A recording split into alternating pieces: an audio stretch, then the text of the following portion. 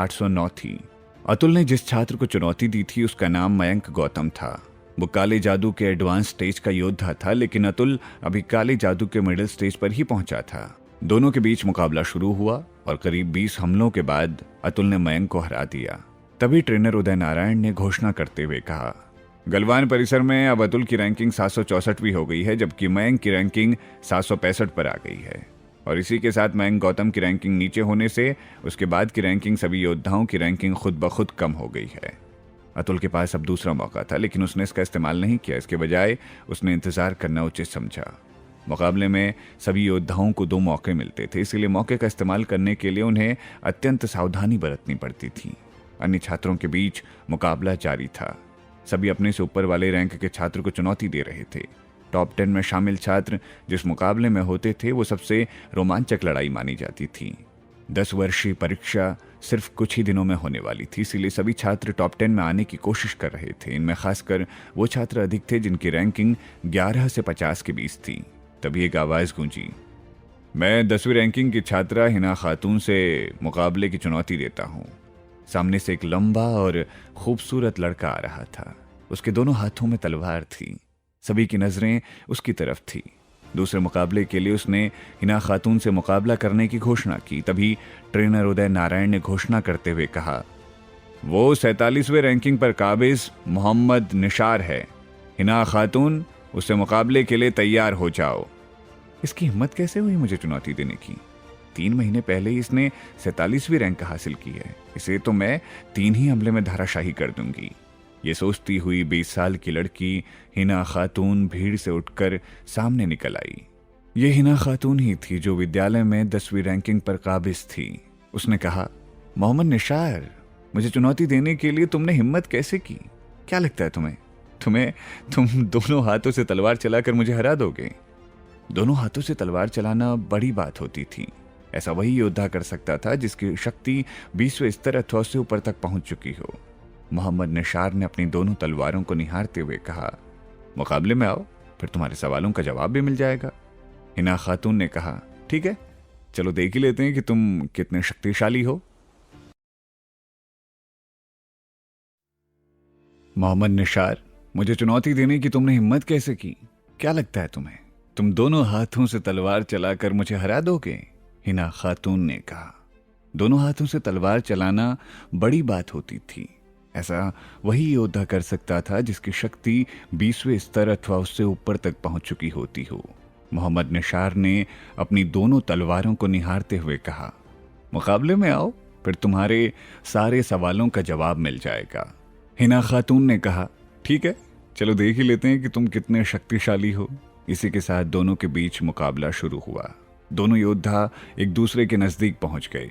हिना खातून ने झटके से मोहम्मद निशार की गर्दन को पकड़ लिया। वो मोहम्मद निशार से 2 मीटर अधिक लंबी और आकर्षक थी। उसकी बाहें मजबूत थी और शरीर हष्ट-पुष्ट था, लेकिन मोहम्मद निशार भी कुछ कम नहीं था। वो उससे ज्यादा फुर्तीला था, इसीलिए वो चलकर हिना खातून के पंजे से बाहर निकल गया। मोहम्मद निशार ने अपनी बाएं हाथ की तलवार तेजी से हिना खातून पर चला दी। तलवार सीधे उसकी उंगलियों पर चली और तभी उसकी उंगलियों से चिंगारी निकली। तलवार लगने के बावजूद भी हिना खातून घायल नहीं हुई थी और ये देखकर मोहम्मद निशार के चेहरे पर हैरानी थी।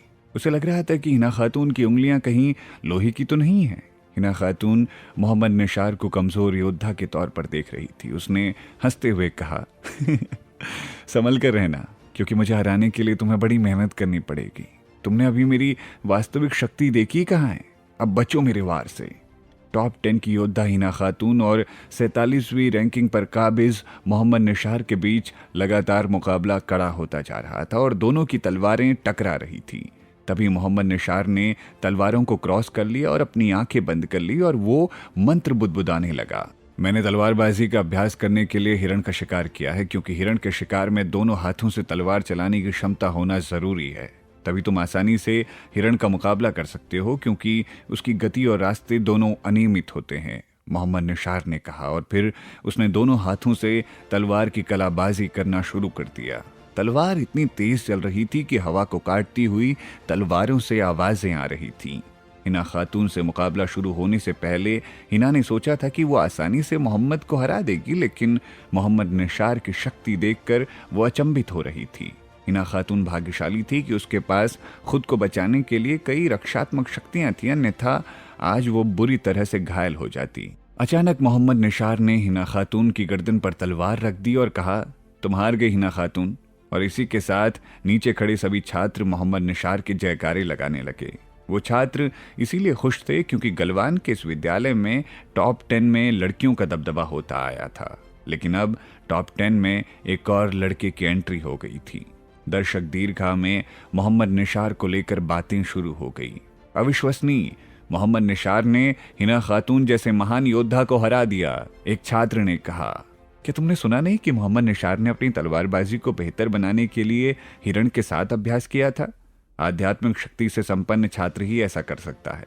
गलवान विद्यालय में अब तक 5 लोगों ने ही इसका सफलतापूर्वक अभ्यास किया है। मोहम्मद निसार छठा है, दूसरे छात्र ने कहा। मंच से मोहम्मद निसार को उतरते देख राजकुमार दक्ष भी सोचने लगा, वाकई मोहम्मद निसार ने लड़ाई में ताकत के साथ दिमाग का भी प्रयोग किया है। अचानक राजकुमार दक्ष को इत्र की खुशबू महसूस हुई। उसने जब मुड़कर देखा तो वहां हिमांशी कौर थी, जो कि उसके बगल में आकर बैठ गई थी। वो कब आई और कब उसके बगल में बैठ गई, ये राजकुमार दक्ष को पता नहीं चला। खूबसूरत हिमांशी से नजदीकियों की वजह से कई राजकुमार दक्ष से ईर्ष्या करने लगे थे। एक छात्र ने फुसफुसाते हुए कहा, सच में हिमांशी कौर और राजकुमार दक्ष के बीच का संबंध कुछ खास है। दोनों हमेशा साथ ही दिखते हैं। मुझे तो ये भी जानकारी मिली है कि राजकुमार दक्ष उसी के साथ रहता है। राजकुमार दक्ष में असाधारण प्रतिभा है, जिस वजह से हिमांशी कौर को उससे प्यार हो गया, लेकिन हिमांशी कौर हमेशा मेरी क्रश रही है। काश मैं एक दिन भी उसके साथ रह सकता तो मैं उस एक दिन के लिए अपना समूचा जीवन बलिदान कर देता। हिमांशी कौर ने अपने हाथों को मोड़ते हुए कहा, मोहम्मद निसार ने तलवारबाजी की मिडिल क्लास तकनीक को हासिल कर लिया। वो टॉप 10 में आने का वास्तविक हकदार है। मुझे तो ऐसा लगता है कि अगर वो पूरी ताकत के साथ लड़ेगा तो टॉप 5 में भी अपनी जगह बना लेगा। दक्ष, तुमने काले जादू के मिडिल स्टेज की अच्छी तरह से प्रैक्टिस की है ना? मैंने गलवान के जंगल से वापस आने के दूसरे दिन मिडिल स्टेज को पार कर लिया था, राजकुमार दक्ष ने कहा। राजकुमार दक्ष की बातें सुनकर हिमांशी हैरान हो गई। उसने कहा, कल रात तुमने मुझे ये बात क्यों नहीं बताई? कल मैं पूरी रात परेशान रही। तुम किस बात को लेकर परेशान थी? राजकुमार दक्ष ने पूछा।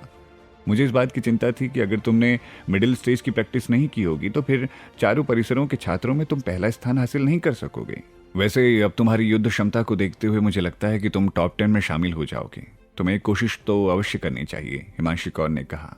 हिमांशी कौर को देखते हुए राजकुमार दक्ष ने कहा, मैं पहले मुकाबला देखना चाहता हूँ, फिर तय करूंगा कि चुनौती किसको देनी है।